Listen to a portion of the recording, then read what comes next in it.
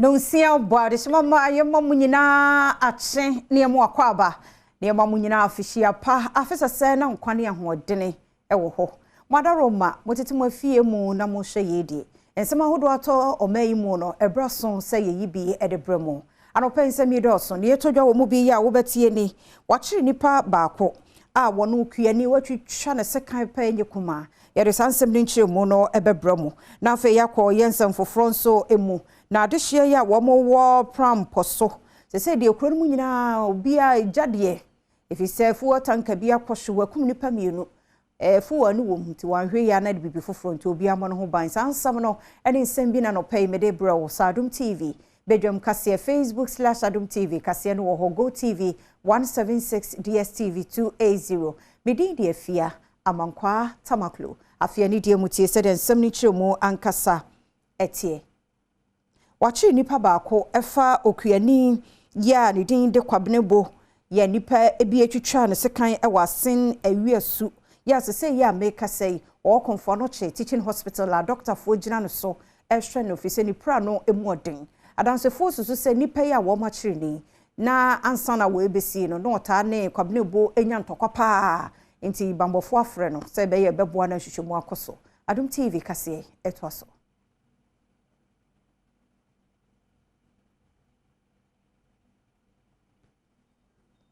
ni fie akutwitwa ne sekan pasa asese bebia woda no emu odin yi pa omanfo ewo mpotem ho akiremu a wo ho no wote se owura no etie mbobena na bra okọ ekọhwe na ese odemogemu a nimpa odi se anyamna nsem wadwane a jese wo hu na akikwan kura wotwa ne tirim ama no kom yi pa sanso ene ne nsantia no so no wotwitwa bi me bi kura de teteye na mama no ma se twene ti ko betre nti ni tirim nya asai ene o ma papa ne nsem nsa no motwa we ni ho we nsu ni ho o ma pa we mmienu ne sai we o ma twa da sensen ho we nsu sa o ma twitwa na asai nti hiamwa cause ni mama akoma miensa why na be hwe o mo ne yire jese no ma bibia e basa Adofo ekoton so no di kan edno ko St Francis Xavier Hospital wo asinfosu nanso isanse na yade no mo dintino amasesei wode na akọ Konfano Teaching Hospital a wo hwe no amanfo wo asianwesu eduoni ebu abrantie bi a yefere CC so no ene bedi se anyamra se mefiri se waba papa no abebọ ne ntene se ne ba otoso miensa one ne yire wo no eyo no abrantie ne ne yire wo ye ntomfa akwada no ma no eno ene de kofa kasakasa ba ya empempi no wohia na untumu wo manfo wo asianwesu eduoni ebu abrantie bi a yefere CC so no ene bedi se anyamra se mefiri se waba papa no abebọ ne ntene se ne ba otoso miensa one ne yire wo no eyo no abrantie ne ne yire wo ye ntomfa akwada no ma no eno ene de kofa kasakasa ba ya empempi no wohia na untumu wo sisi amno ka sei emrantie wo asianwesu no ate wo ho agumu a woni akwachi CC a odu ni buso na ye bone no a bayanto akase no so na yenko yensam foforo mu na fo tanka eson super ibie ekumodo bani asakum oba bi wo prampo so wakentampo south mensini mu obono mantam bono east mantam ne mu tise kuro no mu nyina no obi a hweyie ne kokobo ne yede ama wo mo fise fo no da so agumu nti bibia si a ebetimi apagya Adom TV kase etwaso the buyer na see driver na nkasa na car na fa no mate no so omuhu and after mount you hu ababa woto anana no wonse edu nso abusiafo ne Adom kase ekasa yetu ho na etise ka ne eba ti oba no so na ehunu se ka ketua bi agina parking station ho ene wo boka no ya na wo bato amenem to wo bato amenem so na yeyir no so wodem to wodem so na wo tisa no wo pie ba ya ene ka no so ba pa no kini be duru ya yenu ni ato mo dia die kanka wo da pe o mo tsa ntan e to mo tsa na bottom ni ana sa bottom fo na kanu fani senti wo tini ejarifo bi se afi bronya ide e Russia Ukraine war Christmas pa na wo ni Adom TV kase edi nkomodi enti a eye Russia Ukraine war bronya no oni Adom kase edi nkomoyi Montangwa, Montamu, Naya can ya cota coco. Yentum can yet a chelawati. What a natural water and professor and Kakita tends to me a charota tray. In the chelawati, it could buy a 5 all day kita by 70 Ghana. And send it to match a chelawat and as I'm a woman. Let me say, I'm bringing a problem in the Kibisa Henry Ghana. It could be 120. Nessa woman of 4. It told the kit about 5 million. Need to make the quarter for 5. A phobia or more a watch for price with your monster at that. Said the Afibia and go on no doffo no bushing for Eddie Brun and the dead that no one. And idea of it me a cost at the town answer down Cosotorting and Fama home. And until was Reman Penny and another down for father say, when you be and found. Yade tono ayebasa me am gina mi ton fools because I free to plaso and I'm say all the ferry boy di nti omo mo nkurase ni nyina tumi makrum enye dey emeto ade enye dey MIA nti ama bronya business na ye dey enkoso yeti yakwa ye niam da wia ye dey ehye ne kwa bibia enkoso die sra ban ne say yesu ye dey ento enye sa bronya no ye nya bi kura fa atale ma ye mba Montangwa. Ewo Adanse North mensinimu wa santimante mo ye na efu free fa tokudum ya wotoso emiensa na de to adwarefu nyina anim tichi wo na wo boase ene ne mpotemu se ene ma no wo montete so kura no obi ntumi ntobi no ne nabusia eni bronya ne se de obi edi no one Adom kase etwaso Dumpa se himana na efu afri fato kudum a wotoso miensa edi adese ato edwadifo a wo mo oboase ne mpotemu anim se adaroma bronya bre aso ne senti wone ma ne bo den no wontete so sebayi a omanfo betimi ato na bronya won ho ebehan wo mo kakra me ka kire ye dwadifo ne se omadaroma enioma no ye nyina yesu se yesika sam ekosro dollar ne kosro enti yenso a ye wo ya ton nyoma na de ne yenso ye be ya fa ho efise yen ankasa ya de hye ne yabusua so no yente so se ne nyoma esi ko nanim no na ewiase ye den no se first no na emfaso no ye pe sidunum a ene yempe sidi baako se ne be ya ebetumi aboa yen emi hu ne se emfaso bebrebe na yen ya ye ton nyoma no ye pe no eno na ema enuoma ebo eye din bebre sa no me bae local rice a yadua no yen ya ye boase krom ha ya ye ho adwuma no echen de yakofafira manone aba enti yenso ye betumi ama ye local nuoma no ye betumi aye ne yie na yenso yetumi de bi akoma abrofo no no mo nso ato ama yenso yenya emfaso bebre enti me fi se ye sa nuoma na ye duadua ye no ba ye ne ye nuoma no yenso ye de bi koma abrofo na yenso ye betumi yenya sika de aboa oman no ekunafo ne mobrofo bi a wo mo wadu kofi ekro bi e wo Upper West Achievements ni mo e wo poyamante mo se Ministry of Gender, Children and Social Protection was share one mo pa livelihood empowerment against poverty ye leap no won fo nto so bi fi se wo mo hu hia won bi ni Adom TV etwaso anwo kire ne de eye bebre ibi ye yare ene edidimu to de bia na me yare kra na me nyes campo nko hospital nti ani nyina mu no mra no mehwe yen no mama ye nuru mi na ye nom na ye so o ma ye scan ye fantaduane ni na ye honto ye na ye ntenase enche ye ndi esre mpanyimfu se enna amabebu eyi amayen ye sre won se eno nso ebi mra meka ye ho wadu kofi ha na ye nso ye di a check ye ha fa kakra na se ye abrabon kakra na se nso ye gugo ye mrewane ye ntumi enante unya adwuma papa bia nya adwuma papa bia anti ye hia moa Ochrochoni Edema Yimano Edu Charity Foundation Ghana Ana Adwa Adazua Ekon enso nsema ode to Adom News enim no ebini ye kuo na nkasa Emmanuel Edu Charity Foundation no ye main objective ne say ye beboa ekunafo sebi omo ni bi ene sebi omo maame ne om papa nom aka baby nti Christmas day ka say oh Edu Kofi na ye choose say e banya abeyo omadoye the bags of rice yeah, the liquid soaps, yeah, the biscuits, yeah, the drinks, yeah, the clothes, and yeah, the buy. Near me culture amount for ne say, ekunafo eyenkofo mu da yankopon akoma so pa. Nti say obi ekunu wa. Efan show team say be on the way ekunu nti be ne basa de bi nyame mpesa. Nti yan tro odo, dem make say let's spread love. Mayento so Adom TV Badwam kase na mede brawe na VR ne nitco se won ye nyame so ade nkroto ahodo enso ya wom kwa ahoyehia mu bra wom control room ho ejato mu no sa amensi ni nyina no se wom asa nyankane abie mu a wasore waka egu nyuma so eye yetimi ma brekum ne ni potem power ne aka doma ni sampa drobo ye shishe but edanyamia sise nura najo ye nkrofo ye adwuma saa ye ni tamale team juma for free tamale sunyane brekum beboa omum ye adwuma no kopima najo be 10 pm ansana meka sai brekum Toma wanfie ne drobo no nyira nyakane nura najo afe na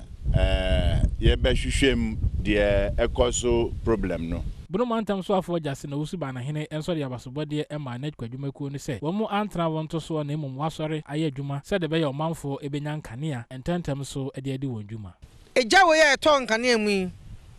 nye nipa na ewura ho na odikotu na saa mistake akra hwede asie enti wo so abia wo se me hye me bora kakra ma fichire bi kura no waja wayo no de siso na waja light na waja machine bi obi kura fridge o toy na say the freezer enfie manim honi onye da isa fridge ni tinye ne ya enti me stress de obi ye bia eja namu say electricity ja say ye fie ja bia ya nya hweye Wadi afutu one kokobo ma Ghana fo nyina ye fia hodo mu mi ahodo ye de gas cylinder edi dwuma no ya ye me ani na hopa ye me ani nko hu yie fi se ono so wodi ye boa ye de so be set me edi wawu nti cylinders ahodo no yenye ahweye wo bra ye de edi dwuma afutu yi pani a wono ehwe dumja eso ne nkrabata wo ye mfimfini mantemu ne desansemi ewe enkoko ewo poye mantemu eno din semi etuja Amo manfo se bronye wona womode inframaja edi dwuma ewo womo efie ede nua anuane no womo nya hweye sene omoma eja hyehye bi emma womo efie ni bebi a womo wo ena mopa yewremu yi fire officer wo Ghana National Fire Service ewon kokko ADO1 di aba wisdom Adolf ena di efutui emma manfo abra Presbyterian Church of Ghana wona womo wo Grace Congregation ewon kokko eye womo carols night woko de na utise gas likia what the irregulator no free no so cylinder no so our pebre so you can be say your electrical system organ and appreciable fluctuation won bebre me pamcho mo so mo kania mo koda mo num no wotu ade wo de ayon to ade a wotu wi a to plug no every socket because our pebre no ma bibia wo ho o nyina wo robbers no I strength anti ahwode nimbiam anti ne yi kakra bi pa ebupa na de ejaba District Pastor da Grace Congregation ano Reverend na Nikoi enso nsem ode to omanfo anim ni Yesu awoda no enye nsabro ena enye basabasaye eye reflection ye betra ye betra se ne de adwindwin ade a na wo na ye wo ni di ma wiase obedi enkwani ni second coming na oba osaba no enu enetese yehwe na yetenase ewo kwa anyame ahihye se yentenase se Kristofo na yemfa no nyam hye embra anyame din na afoforo so hwe ya brabo na omusu enhua Achemoda mra shebedwani Alexander Kwasia kwade kokobo mo den ma aban enwumayefo tichu no won ma yafa won foforo ise Woma no kwaredie ene insiye ne yepepa eni wanim ewo wadwuma ya wo ye sebe ye nchirima no so ebehwe asua Adom kase etwaso Emrashe bedwani ye ogina ho de mo manfo wa Achemoda Alexander Kwasia kwa ekiremu a se oman betumi afa no ntuma pa efra ese se aban adwumayefo edo oman ni yie ne nkankro eto nanim kane ansa na ono ankasa kra ne de aba okire se nunkuto ena Ghana ye hwehwe no yensa betumi aka ode nsam yi tudwa wabra oye enhyeye de abasobode adwumadie bi ehyehyɛ so ema aban adwumayefo a omu wo brim mfimfin mens ne mu wapoye mantam na ye de ani akɔkyerɛ politicians ye no so sa uka politicians wo system no mu bomu a sabe we will not even be 1/10 of public servants. Public servants no so da ye adwuma na nkasa. Ye de initiatives ba, ye de policy ba na akase public servants no ebe implement. Sabe obekọ baabi na nipa no o ma adwuma obetena se atwenya 12 ans a woba megidi se odbi a o ma adwuma ntem ni ade no ni mpanifo entimi nyinu se omra beje award ibi efin na kwei attendance itself for crapo no ebe a criteria ebe ma amanfo ahweso bebe adwuma ntem because ufa municipalities any district ahodo no mu a aya na ye public officials public workers no omenye serious because there's not much supervision. Sabaya na pomoden pa befa ne ntuma pafra wo so aman mensinimo wo Western North Mantom ne muntene ne me kasai adehye be 100 de ye de wono mato apomodin si achiba no eso na Owura Frederick Andy ya na wo ye parliamentary candidate ma MPP amanyoko no mumfie mpinu no yaduru no ene wa ye say nyame so ade ya Adom TV ko honti ye to so. Yeah, first time I want to go for this. Health insurance. I'm why health screening degree or this is apart from health insurance, I want to name of 50,000. Was also Siga, Maku 3, and the amount is at the cost of 200,000 times 3. It was 600,000. I mean, community debtors are over was in your district. You can't do my honorable for this ability of district anymore. I don't agree. Omanphobia womo ede omoto National Health Insurance Scheme so ebini Adom News etwetwe nkomo. Osande oya brante nenenyu ade mbabulu ntitambia mmekade mwabeye bia yankopon hire yami suni kwam baya ade ya free sebi so ya wona ebe komoyo so wa ye bia mai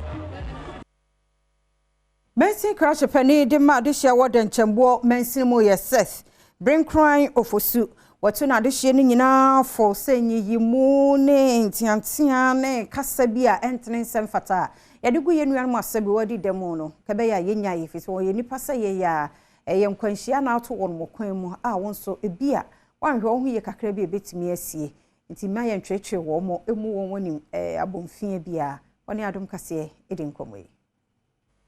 sebi omo ayede wo wom no obi eni ho no ma ono no hye onyankopon se omo ne sa ye tosu mienu no obi ho no ma ebi accident bi na nam so a ema na abewie sen nti ye nra that thing can happen to us and it's a wo bu obi animtia sebi ebi a yare anase bibisa na wankasa mu no aka okakra unim die ne wadwe mu na ese ye hwe because ye nra ye pe. And I'm saying, he said I was telling me and say, Obi ho ye disabled. But the kind of success are when you know, na say, we say, BBI, the message will be BBI, say, Sani atuom no. Ebi a wo na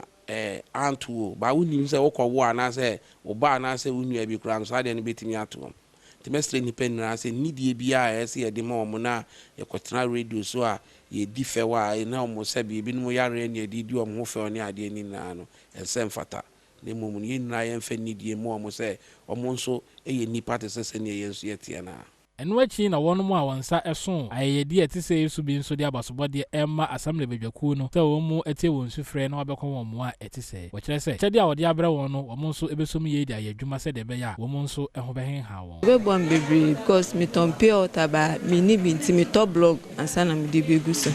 nti me nya diffuser no ebeboa me da penifone so ase this in your buying the woman I say, and me show. But she, I want to find mammy. And me, ye pa said, Miss Akasa, no much I dare to say. Badwam must slim to me, the uncle Ponade, I see. The bay, woe, correct the wolf. Ah, may a town woman, so may you be a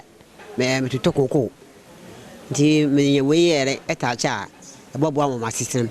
Maindia no Adom TV Badwam Kasiano pay no wadaro mame fancy ha yeda se pa no mre no wadaje a wode share Facebook/Adom TV yedo munyina ase ye mamunyina afihia pa baako erade nhwe kra bia so ye hu masem ye ya ye pie erade mfe nkonsamfo ye mra efie nso omo ye hu ban yeda mase pa na nedwo den so aye Boxing Day. Oh my God, inye fidie no free ha fise ya hyehyɛ ne bem ene de bromo ai ne ya bo apata nkasa bronya apata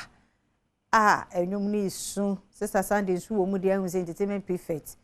bia wood ya mano ene ye kye ne makwa ye ya de cha ne airtime eze ye sponsors yi mo aba ne no madi nkomo ye wo yinkame artist nkofo bo mo to nwom pa so ha na ehu om hyehyɛ dem amom nya platform no omumra meto wanhwe na me no so eye by this time na ye obi adanse Adom TV for ye say na me baaye na me baa ma be ye say sa ti do also betimi aye de aboa obi a no so famu de no waye ne santie ne yentena e ma fidie ne free hafi se bronye ya hyehyɛ ne ma bebre o ye channel yi so mi koi ye de nwum kora nom ne ade ne ada songs jejewa na ne se wo ye bibi ofie a watimi ayere ho no waye ne ye ne ye de TV ne radio ne de ye yempon ye madaroma ye som ti ya damase ye kwaba ebe twaso